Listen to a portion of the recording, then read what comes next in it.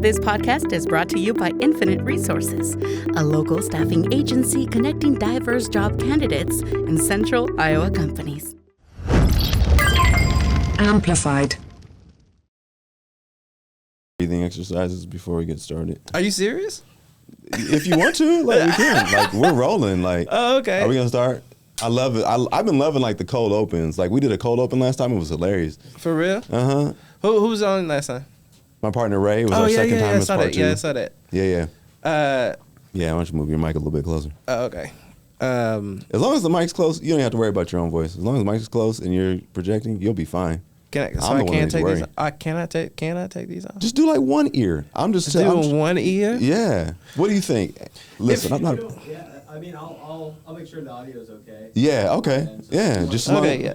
Yeah. I just feel more comfortable. Okay. Like, cause like it I don't know. It feels weird. Like I want to just have a conversation with you. For sure. And like when I put these Here, on, it feels like I'm like performing. I don't want to perform. I feel you. You know what I mean? Like it just. Yeah. And maybe that's just me being stupid. The only thing I'm concerned about is catching your voice. Just making sure that we get everything from you, because I don't want people to miss anything. No, I got you. That's literally the only concern I have. Just I got sure you. That like we get your gems. Yeah. Can you hear me okay? Do I sound good on your ear? Yeah. Okay. What do you think? Am I good on your ear too as well? Because I can make some adjustments if I need to make adjustments. Nope, it looks good. Okay, yeah. cool. Okay, cool. Yeah. Yeah, I don't know. I was like, especially like when you're being recorded and all that kind of stuff. Like I try to forget, because like I mean like even when like the work I do, like I always try to like mentally, even if I'm doing something performing in front of a camera, I try to like psych myself out to some degree to where I even forget the camera's there. Forget the camera's there. And then just exist in that moment. You know what I mean? Is it a form of like claustrophobia? Like synesthesia or something like that? Like is it oral claustrophobia just now? Or is it just purely like the thing you were saying before, the performative aspect of it? Like you seem like you have to be, like it's altering your delivery or altering? No. What is it? It's just weird to hear my voice. Yeah. Like I know how I sound. Right. Or what it feels good to me, or what feels good coming out of my voice. Like I like how my voice sounds naturally. Right. When I hear it in my head. Right, with all the resonance in your ears and chest and all that stuff. Yeah, and then this adds a different element to it that I'm not. It's just like I don't know if I translate, but then again I guess I don't know, because like all I'm hearing is vibrations of my vocal cords vibrating, and then they come to my ears, right? Like that is how I'm hearing my own voice, but then therefore your perception of that, because it's not in my body. Right, I'm not hearing your voice the way you hear it. Exactly. Which is very odd. I've always had a problem with that as a kid. Even like as a child, like people like try to imitate me. I was like, bro, I sound nothing like that.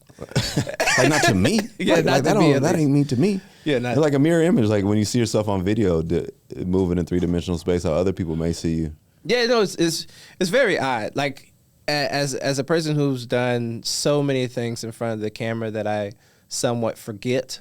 As in, what I mean by it is like even doing performances. Like I was going through some old videos not too long ago, because I'm like applying to some like grants and some residencies and whatnot, art wise. And it's funny to like go through like my old performances I did back like 2 or 3 years ago, and like I don't even remember. I remember conceptualizing and being in that space, but I forgot that I made this, and I forgot how I made it or how it was even done. Like there's like the whole process. Like you forgot your process in the thing. Not the whole process, but it's like or the event. The event. Yeah. So like I'm like, oh shit, I did do that. Like I was like, it was like a reminder. Like, because then there's so many different things that I've recorded that never turned into anything or never got to the point to where I felt comfortable with putting it somewhere, that it's just like, so I have like hours and hours of just footage, things that I've recorded that I would just, sometimes I would just go to the studio and just like put stuff in front of me and just perform that way, and being like, you're going to do something with this. We have ideas of possibilities that we've been festering over and thinking about. Concepts. Exactly, but like not actually doing. And so like sometimes, again, to allow myself to be present and not be so contrived in the way that I'm moving or thinking about the way that I'm moving. Sometimes I'll have a couple of drinks before I even get to the studio, so that I can subconsciously be moving, if that makes any sense, rather than like subconscious, like they say social lubrication, so like little subconscious lubrication. Exactly. like you know, warming up, like get your joints moving ahead of time. Exactly. Before you're on. Exactly. But then there's also this notion of like, with that, some type of inebriation or some type of different state, it allows me to forget certain things. Like I'm now moving on instinct or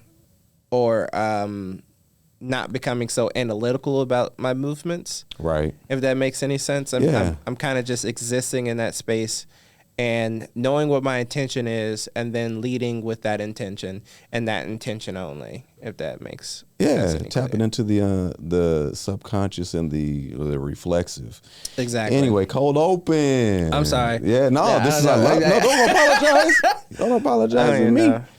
Yeah, I'm with Cameron Gray. This is brother's gonna work it out. Yeah, we brother's gonna work it out. We trying. Podcast that's not what you think it's about. It's about a bunch of different stuff. I'm really liking this interviewing thing. It's about this podcast is about black masculinity, because I happen to be black and masculine and androgynous and feminine and all these other things. It's about personal evolution. It's about, I don't know, it's about epistemology, about ways of knowing, meaning making, all that shit. So we've got Cameron Gray, an artist friend, the artist homie. We've known each other for like 6 years. We met 2019. I had to look it up, make sure I knew the date, and we'll touch on that later. That's a little foretaste. Let's do the bio. Let's do the. Do you want to do the? Yeah, we're gonna do the whole bio. Let's see. Cameron Gray is a Birmingham-born artist whose work focuses on blackness in America. He uses his art to help decipher his own understanding of self and believes that blackness is a universal force. Through each piece he creates, he aims to reveal a part of its glory. Through both his artistic and social practices, Gray seeks to remind people of how we got here, with the intention of sparking inspiration for black futures capitalized. Grounded in multimedia practice and employing a community-based focus, Gray's work aims to raise social consciousness by uniting thinking with making. His current body of work examines basketball as a cultural phenomenon, and we'll get to that later, and an expression of lyricism, beauty, and joy. Man, I love that. In 2020, Gray founded the Buxton Initiative, an organization that centers blackness in art, music, literature, and film. In 2021, he was awarded both an Iowa American Rescue Plan grant and an Iowa Arts and Culture Resilience grant. Using these funds, Gray conceived and received permission to install a permanent sculpture in a local Ames, Iowa park. The sculpture, titled Blacked Out Books, functions not only as an artwork but also as a little free library featuring books by black authors, a first in the city's history. That's tremendous. Black history. We still working on it. Yeah, and we're still working on it. All right, it's a work in progress, like all of us. It really is, and it's probably the most trying project I've ever worked on in my life. Really? Yeah. Yeah? And not in a good way. Not in a way that, like, this is going to make me stronger on the other side. No, I mean, I know it will. Okay. I think it requires, this particular project I'm working on okay, I'll put it this way. For the majority of my career, anything that I've ever conceived of or ever thought of, I can create within a week or two, right? Like most of the projects. Yeah. If the funds aren't there, if I had all the funds and everything and had all the supplies, I can literally do them within a week or a month, tops. Yeah. A month being the longest. Right. This project here required so many different aspects of a thing to go right in order for me to make it. So like and that means if like contacting, government officials, making sure that it meets certain height requirements and like safety requirements and all that kind of stuff. Right. And then like having to go speak to like the city hall and like the city council meetings and stuff to that degree to get them to approve it. And then after that approval, then we got to go talk to the Parks and Rec people to figure out where we go. And then it's like making sure that the places that it needs light and all this other stuff is also in line. And so it's like all of that mixed in with, okay, designing it too. So like the design process, making sure that things are tall enough and will be sturdy and make sure it's constructed the way it's supposed to be constructed. Mm-hmm. And then to actually, now I'm at the point where we're trying to wait for that to get built. And that has been like the most trying aspect of all of this, mainly because I don't have control over that. Like I don't have the space. I don't have the know-how to actually construct this thing. I can possibly figure it out, but the person who does have the space, it's just like, it's just taking them a lot longer than I thought they would. Yeah. You know what I mean? Is it just bureaucratic friction? No, it's more about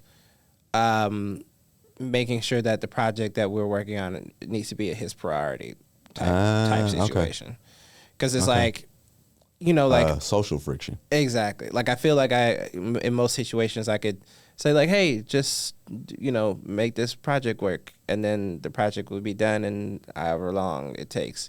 And so I think, and like I know the person I'm with is busy and I trust him for everything, but it's just like I think within myself it takes a lot of time that I need to be patient too. Yeah. About like, you know, in that aspect of things will get done when they need to be done rather than when you want them to be finished, right? Yeah. Like to be honest, I'd rather him take his time and make sure that everything is thought through and the specs are correct and all that kind of stuff than to give me a rush product and then it just breaks immediately. You know what I mean? Yeah. So is impatience part of who you are as an artist, or is it just this particular process? No, I mean, I like to get things done quickly. Yeah. I'm very much a proponent about getting things done quickly. Yeah. Because I need, sometimes it helps me inform the next move I need to make. Yeah. If that makes any, like I like to, when I'm in it, I like to knock it out as quickly as possible and to be as efficient as possible. And that comes from the aspect of being like, so many times that I thought that I knew what I was doing. This is me preparing for something to screw up. And so if I'm being efficient into getting the work done, then that gives me enough time to figure out, okay, bet this worked, this didn't work. This is how we're going to pivot to then get this corrected. Do you know what I mean by that? Does that make sense? Yeah. Yeah. Like the efficiency, like through like iteration. Yes, exactly. Like fast iteration, like, you know, the sort of like Silicon Valley approach, like fail fast, fail often, and move ahead. Exactly. Which is what obviously was invented in Silicon Valley. This is, you know, taken from other thought producers. Of course, yes. Yeah, and people just rephrase it the way they want to say it. Right. I mean, artists have been iterating in that way for a very long time. Exactly. You can't be one without that. No, 100%. And so, like, that is kind of where my mind goes. I'm always like and they used to call me the gunslinger back when I used to work at Evil, because I like to shoot quickly. But then, like, once at Evil. Yeah, I used to work at Evil Prints. Like Evil Incorporated. It's like a St. Louis-based print shop ran by Tom Huck. Okay. And so he used to call me like Quicksilver type shit because like I'm a gunslinger. Right. Like I like shooting quickly, but then again after I shoot, right, I'm looking at the you know the bullet holes of where they went. Right. And being like, okay, am I guiding it the way I want to guide it, or do I need to move? I need to shoot this way more, or I need to shoot this way. And so I'm analyzing the thing that I've already created or I've already worked on, so then I can then take. It's just one step of the process, if you will. That's dope. This is one I just want to make a pause, like sort of a meta pause. I love doing like hyperlinks and shit the way that I think. But it's interesting how unified these podcasts are, because last time we were talking about the sharpshooter fallacy, talking about how that plays out in, say, for instance, gender politics, particularly in black folks, where we insert racialized gender into things. And this doesn't have anything to do with racialized gender necessarily, but it's interesting that you called yourself a gunslinger. And so there's the sharpshooter fallacy, which is ultimately based on this sort of allegory of a sharpshooter who shoots riddles the side of a barn with holes and then draws the bullseye after the fact around the groupings of the shots that hit. And so it looks as though, look at how many bullseyes. It's like, well, it's just a random clustering that you draw the bullseye around after the fact. And so this is just interesting. And I'm wondering if if we can do this, if I can do this perpetually, like in the infinite game of like linking a thought in each podcast. I'm just hoping that this is a thing. This is like something that the ancestors are working on, or so there's just a continuity there. Yeah, because you didn't listen. Did you listen to the last episode? No, I didn't. See, that's what I'm talking about. There's something I just want. This is what I want. I just like it. Just now, I have like an epiphany. I'm like, yeah, this whole thing should be coherent. It shouldn't be like individual encapsulated experiences. It should be a community thing where the whole podcast from beginning to end is inextricably linked episode to episode. Yeah. I mean, anyway, my fault. No. I could had to seize on that because you said being a gunslinger and the fact that you referenced like the clusters of output and what you do after the fact. So you want to go into that a little bit more? About my process? Yeah. Oh, yeah, like... I mean, we do have some other questions, though. I got some other stuff that you really would like to talk about, I think. I'm excited about that basketball one. The basketball question. Let's do that next. I'm excited. Let's do that next. I've been really, to be honest with you, I have been lately, and it might be because of the All-Star weekend, and I had so much nostalgia just watching that of being like, I don't know, man. It was weird because it's like I was at home watching it with everybody else, right? Yeah. And I didn't think I was gonna see anything spectacular, even though I seen Mac. I seen him do his thing before. It's not like I'm not surprised, but I'm like, oh, how is he gonna top what he's already done before? It's like, is that even possible? Type shit. Right. So I'm like, okay, I'm just gonna, as a fan, love, and so I even loved. I tried. I missed the celebrity game. I always miss that one. Like I don't really care that much about that part. But then like, cause I don't really know half the people they be showing anyway. Yeah, I think that's age. The older you get, the less famous people get to. It's just like, ugh, I don't really. But then again, like, do we care anymore? No. Yeah. I mean, it might be a function of just not caring, like a shift in priorities, not even age, not even just number of. Well, don't you remember, like, I was having a conversation. I'm going to get back to it. But I was having a conversation with a good friend of mine not too long ago about, like, this aspect of, like, how celebrity, like, let's think about early 2000s, right?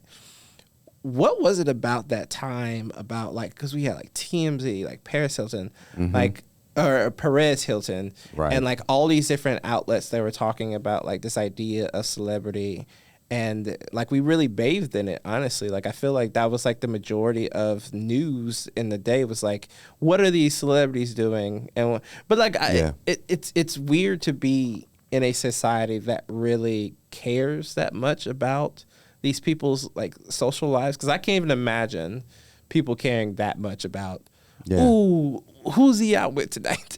Right. How does that become a thing? Yeah. I mean, I have notions, but like these are different podcasts. Like, no, we for could sure. do a talk just on what you're the subject that you're broaching right now. I apologize for getting us off topic. If you don't stop apologizing, I know. But no. Okay, let's go back to basketball. There's no off topic. We're on topic. But Okay, let's talk. But I do want to talk about basketball. Let's talk about basketball. Yeah, let's talk about basketball. Okay, so I don't know when like, so started watching it. Got hella nostalgic, and then I was watching it, man. Like it had chill. Like I was talking to my homie from St. Louis. I ain't talked to him in a minute, but I knew that was like one thing that we always loved to do is watch the game together, and then also talk about the All-Star game, because that's one of the top things that, like, one of my favorite sporting events of the year, and so I always look forward to it. Sometimes I forget sometimes, but caught it this year. It was very exciting, and like seeing Mac do all the things that he did this year had chills in my like never like it made me feel like a kid watching. Like Dwight watching, who else? Watching Dwight, watching Vince in particular. That was the one that stood out. The 2000 dunk contest is one that I remember vividly watching where Vince really goes when bonkers. Vince went crazy, Right. absolutely insane. Like I made a piece about it. Yeah. I get goosebumps thinking about that. And I also get goosebumps right now thinking about how you feel about it. Because I didn't watch the All-Star game. I just kind of missed it. I was doing other stuff. I was watching YouTube videos or some shit. I don't know. Yeah. Reading something. I have no idea. Yeah. I just be doing stuff. But yeah, I get goosebumps just hearing that you got that feeling again. Oh, it was that amazing. whimsy, because that is like a central pursuit of my life, is maintaining a sense of whimsy and regaining sort of that opiate hit of what you felt when, at the dunk contest, the Vince Carter, the first time he put his arm in the rim, or when the first time you heard like when Biggie dropped, or what you name it, the smell, the taste, the touch, the movement, whatever that thing is. And so that feels dope. That it feels dope to hear that. Yeah, You know, it I was resonate with that. It was big time. It was, and like I've talked about basketball, and like I've been trying to figure out again how to describe how much that, and I've done a lot of pieces on it, and I'm really proud of a lot of pieces that I've addressed on it. Yeah. But like I have so much more to give, and there's so many more pieces that I want to make about it and do about it. But it's also like, but then there's also other things that I want to do too. And so it's just like trying to figure out how to merge these two, even though they are one thing. And I know that the work will just come to me. But and I need to get out of that framework of always trying to think about things in one, coalescing all at one time, rather than just allowing it to exist in the way that it does, and like allowing my process to dictate when these things are going to come out and reveal themselves to me. Okay. And so like I think, because it's like basketball, and then also like going back home and trying to find the reality of what it's like to live in a family of a mother who was one of 10, and trying to really encapsulate what it feels like to be in my family. I've always told people that,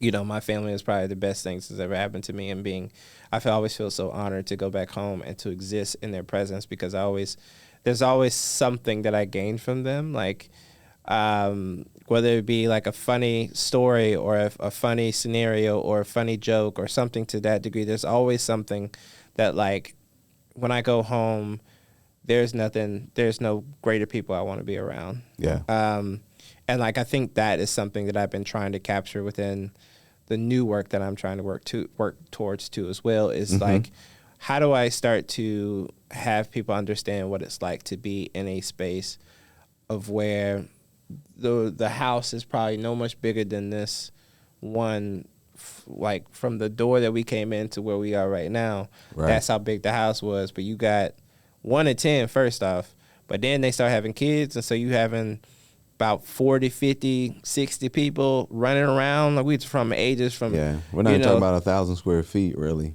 Exactly. So like we talking about from ages from 45 to 5, and you're having all these different bodies running in and out of the house, going outside, playing outside, then coming in, and then going to get fed, and then what I mean, like I've been trying to figure out how to describe that feeling of what it feels like to be at my grandma's house. In 98 on a Sunday. At like 5 o'clock or 4 o'clock when everybody or 3 o'clock when everybody gets done with church. You know what I mean? That is a shimmering, kaleidoscopic, sort of very energy dense environment. The thing 100%. You just described, and it's daunting. That's not an easy feat to distill all of that psychic energy down into like, now I got an art project. Like it's Arthur Jaffa level. What you just described, and that's and I think for a second, just to highlight, I think that highlights the brilliance of someone's work, like Arthur Jaffa. When like, what is the last one that I saw? Death is love is the message is death.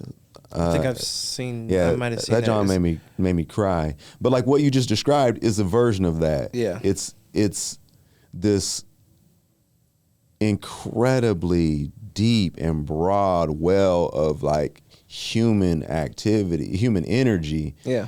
And yeah, it ain't easy to try to figure that out, try to distill that down into something palatable.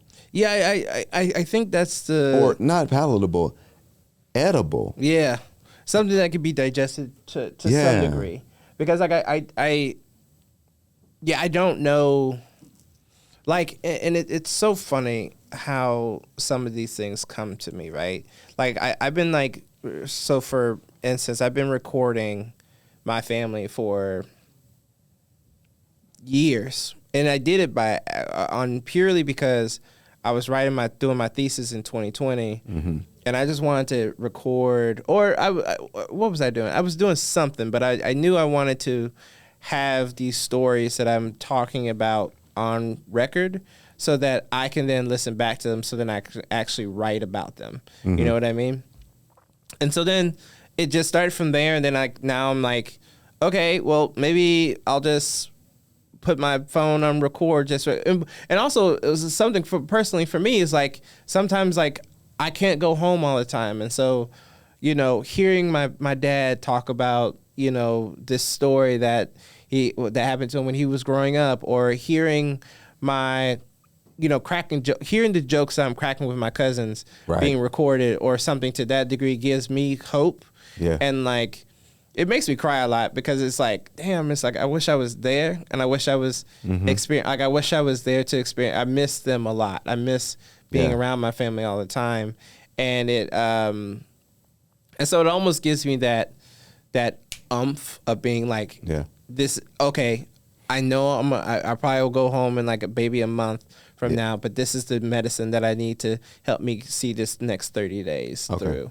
So yeah, because it was sounding like almost, I was just trying to make sure, I just wanted to make sure it wasn't that the artifacts, the audio files, the listening, the memories weren't making it worse. No. It was like actually a bridge for the next visit home, until the next visit home. Exactly. It's almost like a virtual hug that I sure. get. You know what I mean? Of this idea of understanding my need for them, but then also like, though I can't have them physically, I can still have their essence with me spiritually or for sure. via audio. And so in that same regard, I've been trying to figure out how to like merge some of that, and I think a lot of those conversations and recordings will only be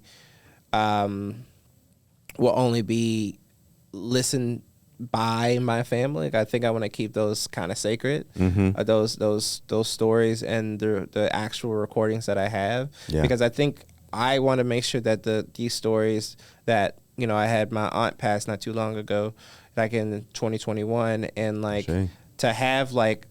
And like I didn't get to record her voice, and like having that and missing that, and I have a couple of videos that I can take and I'm going to put into the project too, but I want to come home and like years from now when God willing I have kids and whatnot, and I can like, hey, I know you didn't get to meet your my auntie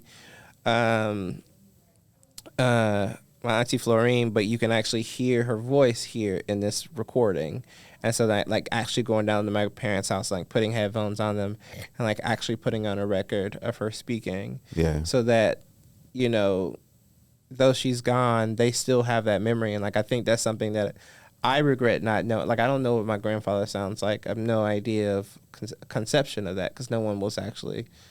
I have pictures of him. I know what he looks like, but I have the stories of him, of course. Yeah. But I don't know what his voice sounds like. Yeah. And so, like, I don't know. I think it's just a small piece. Yeah. And so you really don't get an essence of who he was as an individual because you don't actually have that own personal relationship. Mm-hmm. But I think there's something really interesting about having the audio and then connecting the audio to what people say they say, because like we can do that in our own brains, right? Like if you were to say, if someone said, I hung out with Duran the other day and he said blase blase blase, I can hear your voice saying that. You know what I mean? I can imagine you actually verbalizing your vocal pattern, and like which gives me an essence of you still, because I know what your voice sounds like, and so then I can see you moving with that voice, right? I can connect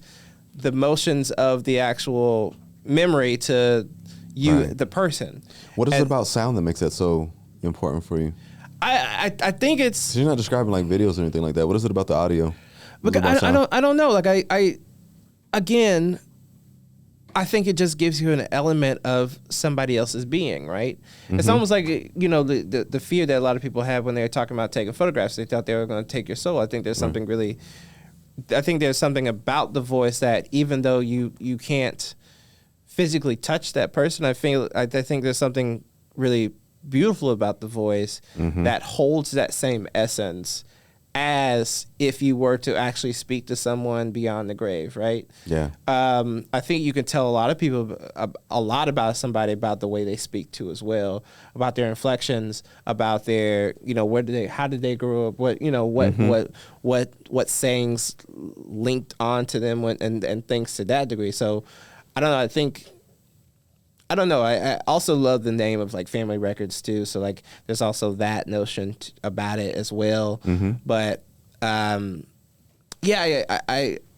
don't know. I think especially when you're trying to talk about someone's memory, you have a picture, and you can see them moving, and you can see how their body moving through photographs and videos. Yeah. But then you also have things that you weren't there for, but you also have the voice too. So you can combine all these different elements that you have of a person through your own memory, and you're creating that image through your own mind. Yeah, in a composite kind of a way. You're making a composite of the situation. Exactly. And adding a more three-dimensional aspect to the memory. Yeah, or a person you've never met before. Right.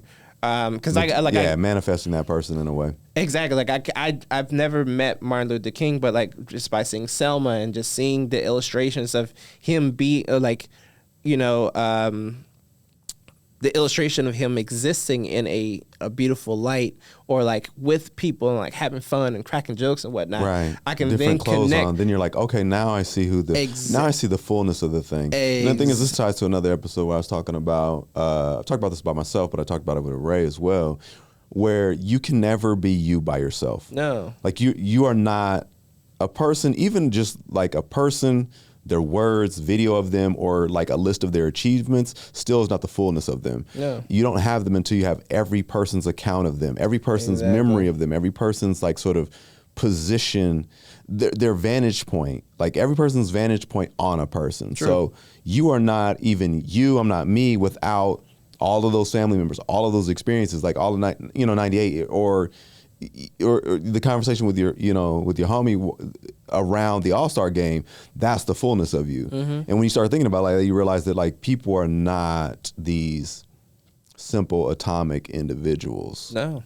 That have been sort of created. This notion has kind of been created in the West, like individualism being so important. When in reality, like no, it's always multiplicity. No, it's always like myriad permutations to even get a scratch, a sliver of what the person truly is. Like you'll never really know. True, and to some degree, you don't even know yourself to some. Oh no, you can't. No, you can never know you're the fullness of yourself, unless you know how anyone that knows you apprehended you, or understood your existence. Yeah, or even when they came across you, because like, and I think as a person who, as a kid and even now it's like always striving to like want to be liked and like wanting to be accepted and to want to be seen and acknowledged.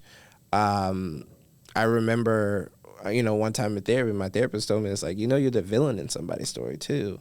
I'm like, fuck, man, like that's a hard thing. That's a hard thing to swallow. Like, yeah. But then like, did you swallow that shit though? It did. No, it took me a minute. Yeah, it got caught in my throat. Yeah. It caught in my throat. I choked on it. But no, it's kind of it sucks to have to deal with that, because you always want to believe that your intentions are always good and pure, But I mean, like, we're all human at the end of the day, and I'm sure that there's an aspect of myself that I've been selfish or not really considering other people's thoughts or processes or whatever. And it sucks to have to come to terms with that.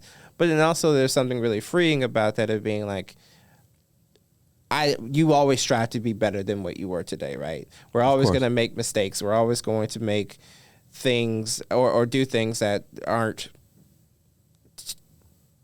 what we would see ourselves being, whether that be consciously or subconsciously, you know what I mean? Mm-hmm. And all you can do really is like, and I think that's kind of what I got from it, was just like, all you could be is the best person you can be today.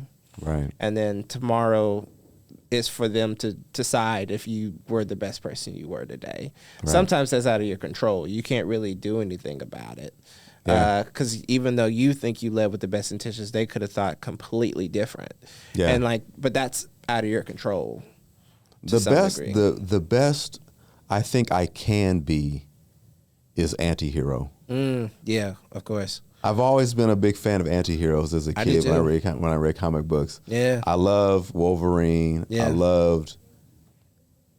I love figures who had not quite worked all their shit out. They had not quite worked all of their stuff. They kept a little bit of trauma around for motivation. Yeah. They had mastered shunting their trauma into like a little battery pack and drawing on that in times of need and desperation. And so that's why a character like Wolverine stood out to me.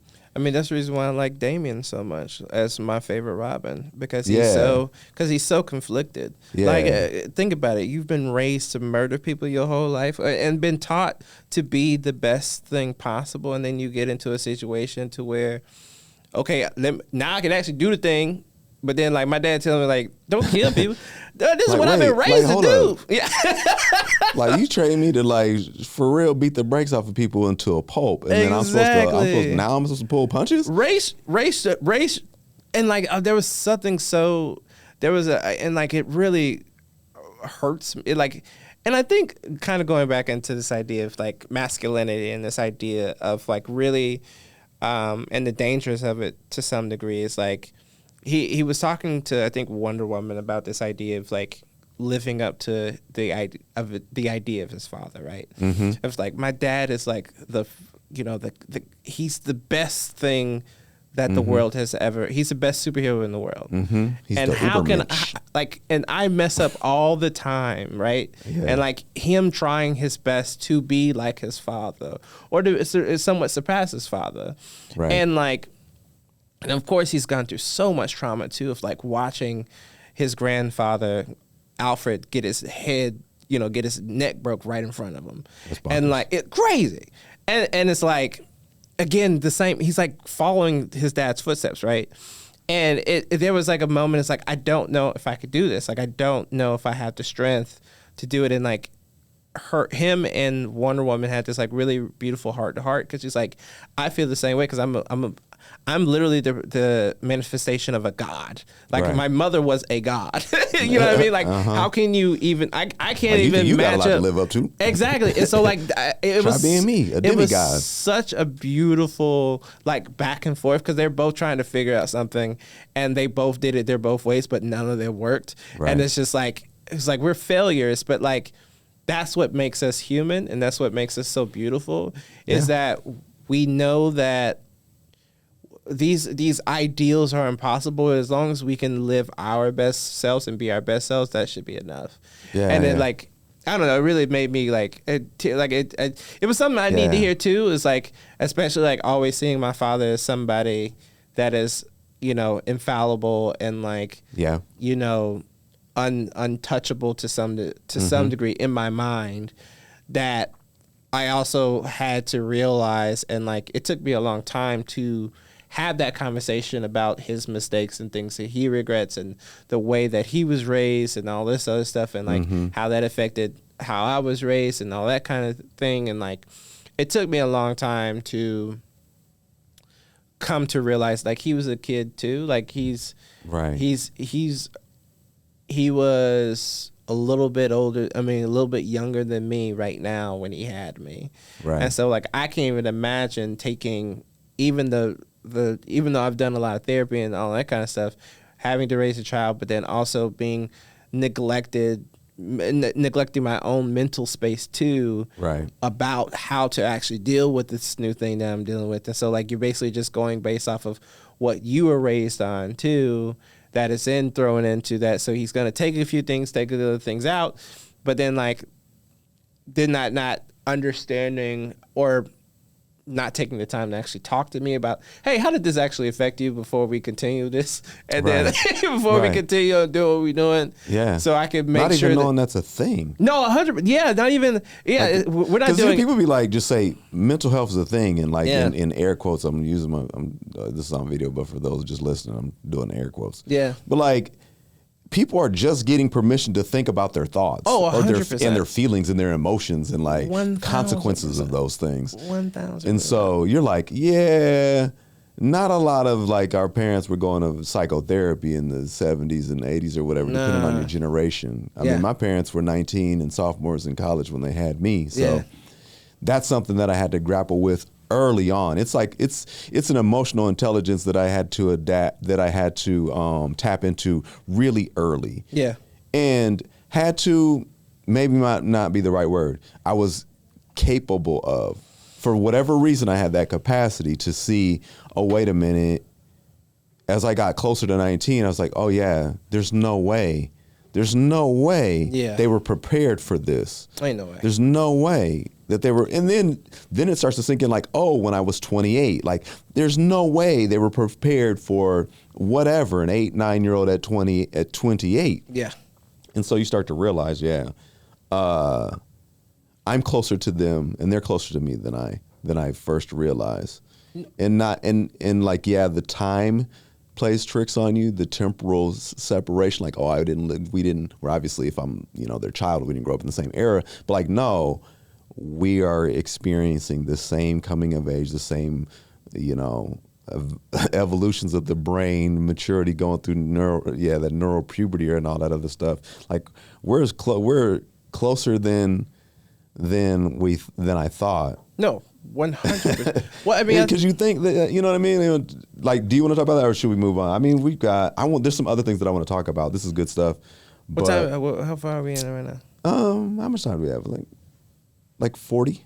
40 minutes. 40 minutes? Bet. Oh, right, we good. Bet. Oh wait, have we done 40 minutes, or we have 40 minutes to go? We've done 40 minutes. Damn, Yeah, so we got okay. about 20 minutes left. Okay, bet. I just here. How about this? I'll Yes, say let's something put a- to yeah, to do to something like elegant. to like add into what you were saying. No, it's crazy that you have to be the age in which you were born to gain humanity for the people that raised you.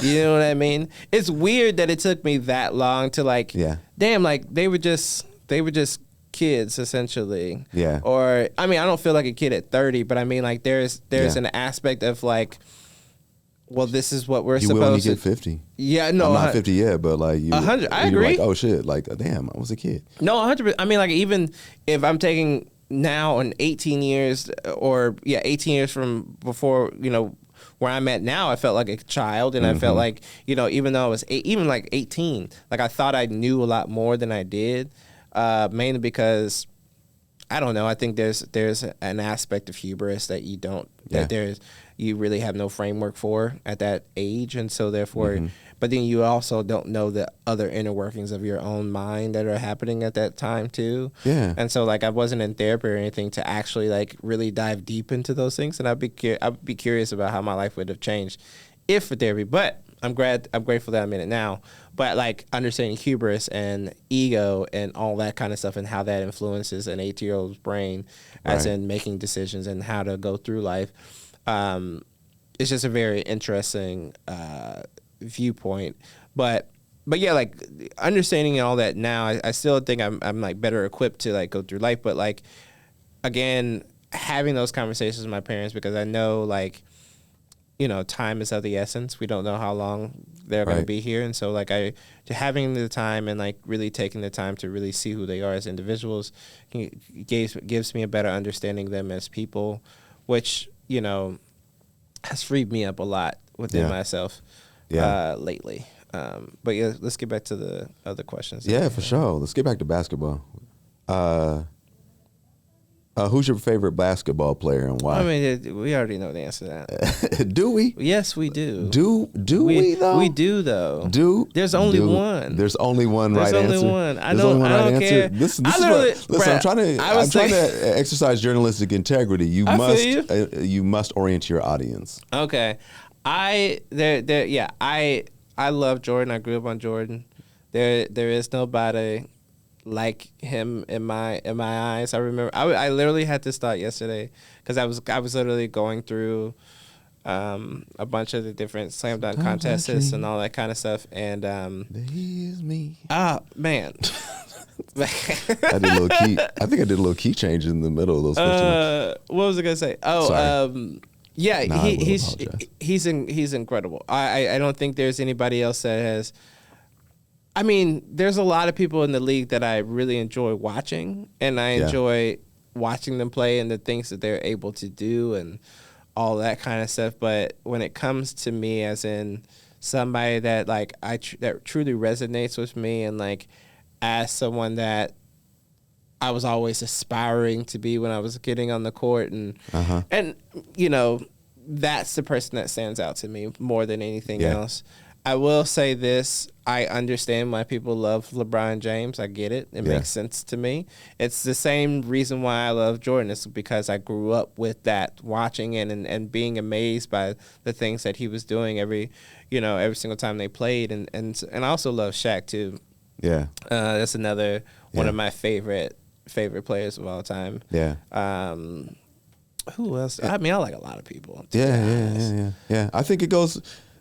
I think that's a good olive branch to say that, you know, this is something you grew up on, and I think it would be interesting to get into that, like that growing up, that nostalgia, and like what it is that about this player that wired you in a certain way, what emotional connection, because it isn't just about buckets. No kid is sitting there thinking like, unless you're like really nerdy, you got some spreadsheet or something like that. You're going through those like, oh, this person has the most most 3-pointers attempted or whatever. Yeah. But there's something about the emotional impact of what somebody like MJ or LeBron was able to do to you when you're watching basketball as an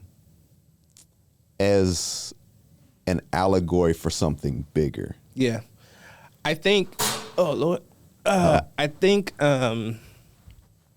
when it comes to Jordan, and as a kid, I always thought he was cool. Mm-hmm. I thought the way that the swagger that he had, the things that he was wearing, the clothes that he had on, was always cool. Even though they're a little bit bigger than, you know, but then that was the style too. So I always like wearing like Armani suits and like shit like that when he went on the court. But then also it was always cool to see what kind of shoes he was going to wear that night, and like on every single game that he was playing. And so like looking at his shoes and like always wanting his shoes too. Right. But then that could also be in turn that these were things that my older cousins loved, and so then therefore those things also got brought onto me. Like, I don't know. I had another very similar moment when I was watching Winning Time. Mm-hmm. Did you watch that show at all? It's about Magic Johnson and his rise of the Showtime. Oh yeah, Lakers. And that had a really short run for whatever reason. Wonderful show. Yeah, I've heard good things about it. I could see that happening to probably me. From your social media account. Say what? I said I probably heard good things about it from your social media account. No, 100%. I sometimes I gotta let people know about the new content that I love. But no, I think I could see from the charisma that he had, and even the way that he was depicted in that show, I could see myself falling in love with him the same way I fell in love with Jordan. Right. Because of all of it. Yeah, because like, I don't know, just the way that he lived his life, to like, you know, this everyone, you know, as a kid, you always want to be that playboy type shit of being like, you know, get all the girls, but then also like you're really good at what you do, but you really care about it and you really want to be good at it. Yeah. And like the worth ethic and like trying his hardest, but then also, I don't know, like seeing someone's dreams come true in that way, like it makes me tear up all the time that I watch that show, because it's like, like the first time that he got to walk into the Staple Arena and like just be in that space. It's not, you know, of course it wasn't the Staples Arena at the time, but just to be in that that. Be like, Yeah. this is your court now. What are you gonna do with it? Like, don't give him the keys to the Right. car and being like, you can run this either to the ground or Yeah. you can take us to get a championship. And the idea that he got a championship on his rookie season is wild to me. Yeah, yeah. Absolutely wild. Yeah. And still didn't win the goddamn MVP, which is crazy. Right. Just on a whim, just kind of like, yeah, we just got to throw him in. Yeah. 6'9" point guard. Yeah, 6'9" and change point guard. We're just gonna toss him in. Absolutely insane. And so it's that. Happenstance, really. I mean, it wasn't like necessarily. It seems inevitable after the fact, but it was not 100%. preordained in the moment because it was the opportunity. He didn't even believe in himself that he Yeah. could do it. You know Right. what I mean? And so it's just like, it's that I'm talking about. It's like that beautiful story, but that determination that he has to win is something that I always found aspirational. And so like Jordan is very much in that line with that aspirational goal of like, again, hearing his story of like not making it on his high school basketball team to like actually Right. using that adversity to push him past through. And so like, I always remind myself of like, you know, whenever I feel like some things are not going the way I do, I always remind myself this is just one page of your story. It's about what you got to continue on writing your story, regardless of that it feels defeated, like you feel defeated right now. This is just one page. You got to flip that page over and keep pushing. Yeah. Like, you know, 10 years down the line, we're going to be laughing at this one page that we're stressing about right now. Yeah. But you know, in the moment it feels so strong, but you have to like mentally take yourself out of it and keep going. Yeah. Because again, there would be no Magic, there would be no MJ if they just let their first defeats rule them. Right. And so, Do you see them as bigger than just like sort of these moral figures? oh, they're gods for sure. That's gonna think. I didn't want to like frame it as a closed-ended question, but like they have got to be, right? They've got to be the demigods of a people whose folklore is kind of garbled and is like ours, and then lost or taken away, and you know our sense of like having our orishas and whatnot. We have to rediscover that in lots of different parts of the diaspora. I feel like, that our attachment to these figures too. Not the day-to-day. Not the Michael Jordan's like, nah, nigga, you can't get no interview. You can't get no, that guy. The guy. Yeah. Like, nah, like, man, get out of here. Smoking some, gonna blow on cigar smoking people's faces and shit. For sure.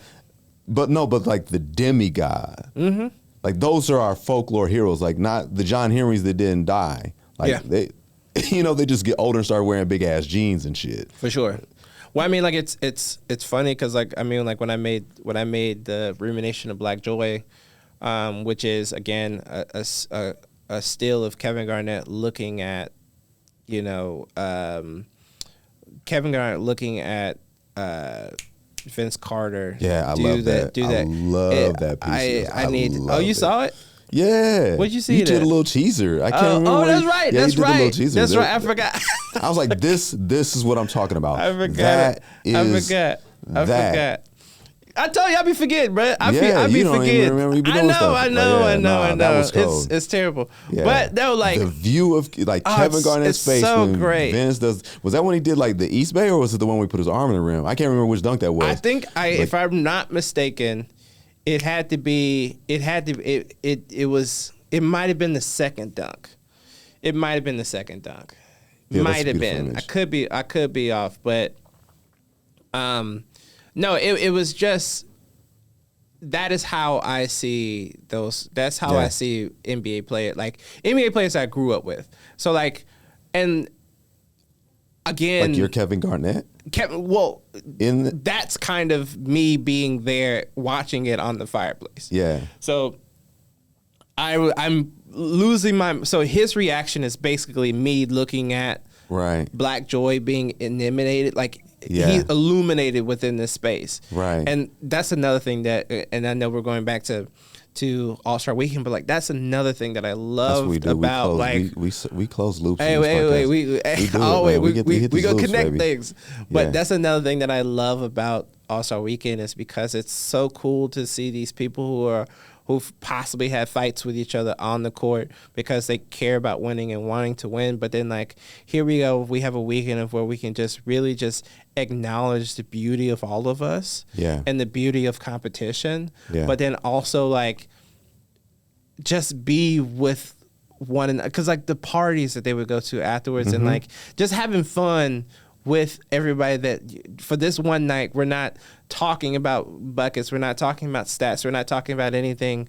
We just want to be with another, cracking jokes, see each other, have a couple of drinks, have fun for this weekend. Right. We're not mythological combatants anymore. Exactly. We are literally just black.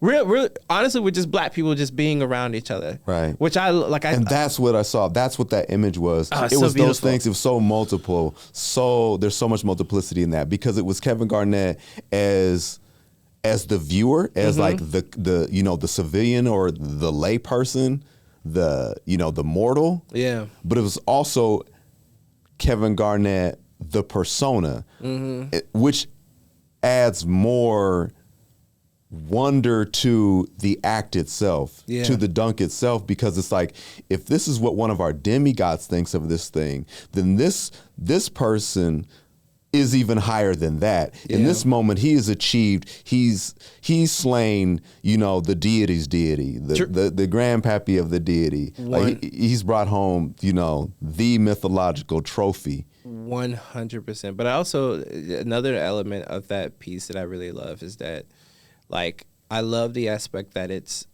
him looking at you too, of like looking at the like a black kid going into that and like seeing someone react to you walking into that space, or seeing that continual reaction of your presence being there. Yeah, I think is like another thing that I always wanted to hit on too, is like, you are also beautiful and amazing, and you have the ability to make someone else feel this way about you as well, as a viewer watching it. I love that. So they're also, not only are we watching someone else do something amazing, but you are, by just walking into this room and him acknowledging your presence by reacting to you walking into this room, right? It's what makes you amazing too, as well. Hey, you are the subject in this exactly as well. Exactly. That subjectivity, which is like, people get philosophical, like particularly black theorists in general, about the subjectivity of black folks and how that's a struggle. Yeah, it's a contested. It's a contested ontology. It's a contested way of being. To like, do you have subjectivity, or is it?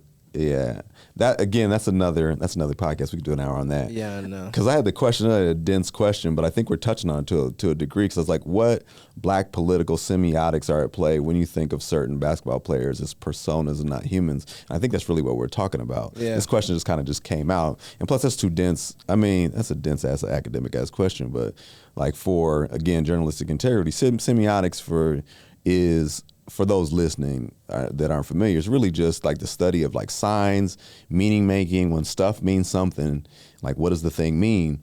And really, that's kind of what we're discussing with basketball, because basketball is not just a game. No. To us.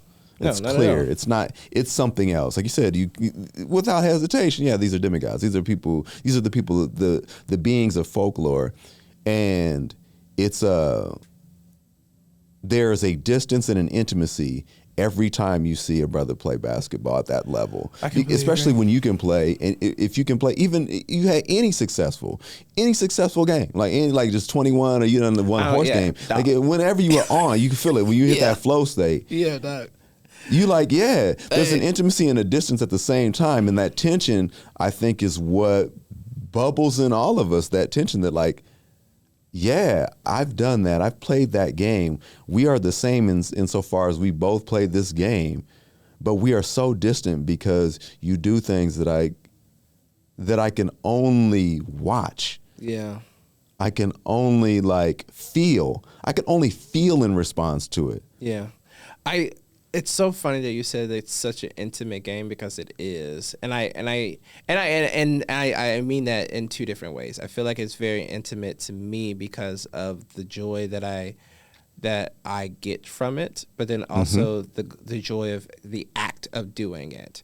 Like, I love, like, even before, like, before I could even play with anybody, I was going outside and shooting with my brother, right? Mm-hmm. And so I have so many memories of us just that hard competition that I had with him. Yeah. Of like, you know, trying to beat each other, but then also like it was also a refuge for me too as well, being like if I was having a hard day at work or school or something to that degree, I could always go home and just like shoot buckets because it just going to that flow state of like, okay, you know, first, and I've described this to some people before, but like it starts out with just like my frustration of like of that day and why am I here, right?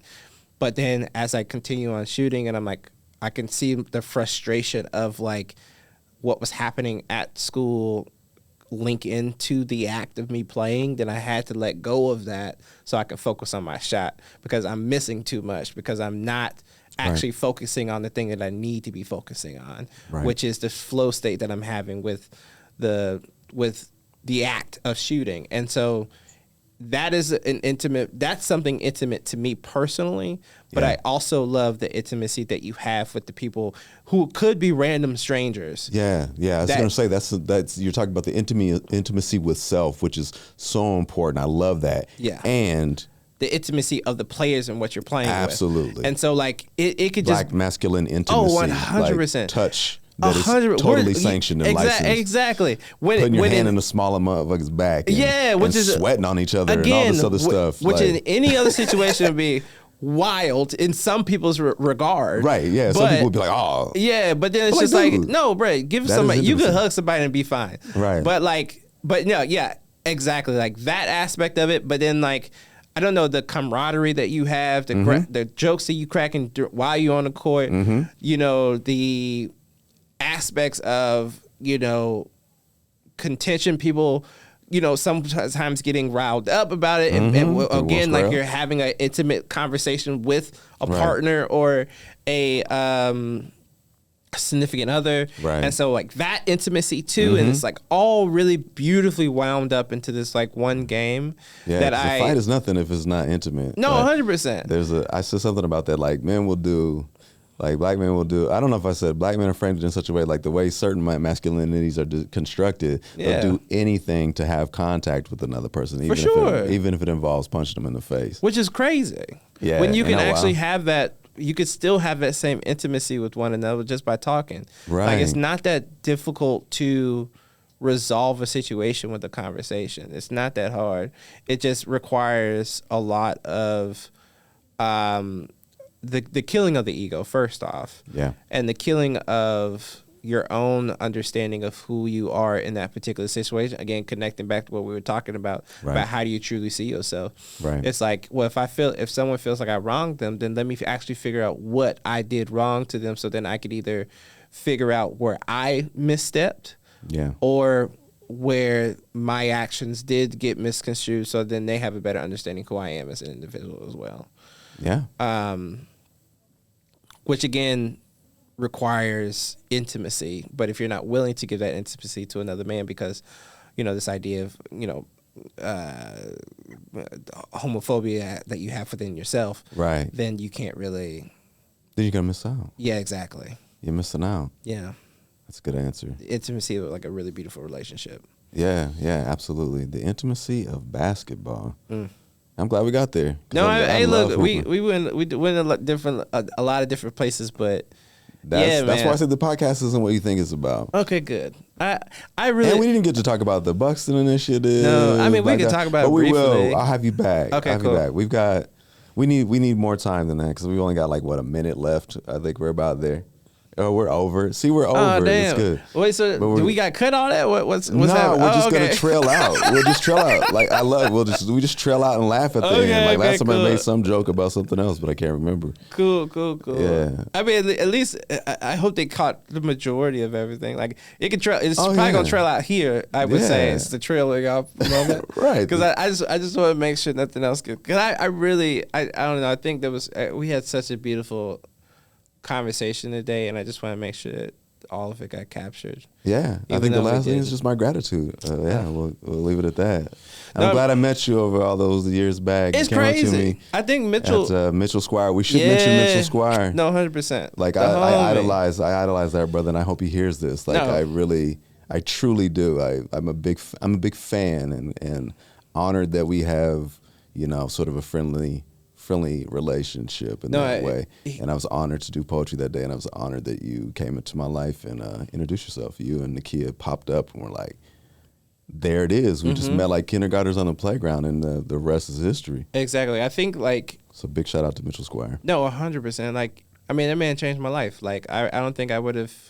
I mean, not beyond the people that he's introduced me to in this place, but like helping me see the aspect in which the work could actually go. Yeah. The horizons that are possible. Yeah, man. Yeah. Like I think I had a very limited mind state of where the work was. Like I knew I was having big conversations and really good conversations within the work itself, but I don't think I was also keeping my level like, oh, I'm not putting my work on the same thing as these contemporaries that I really like.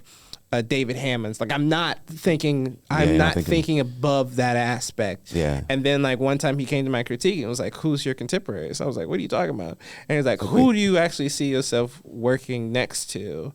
And I'm like, "Well, okay." Like and like he said, go beyond the places in here because like don't worry about the people that are actually in the room with you, but who do you see your work actually having a conversation with?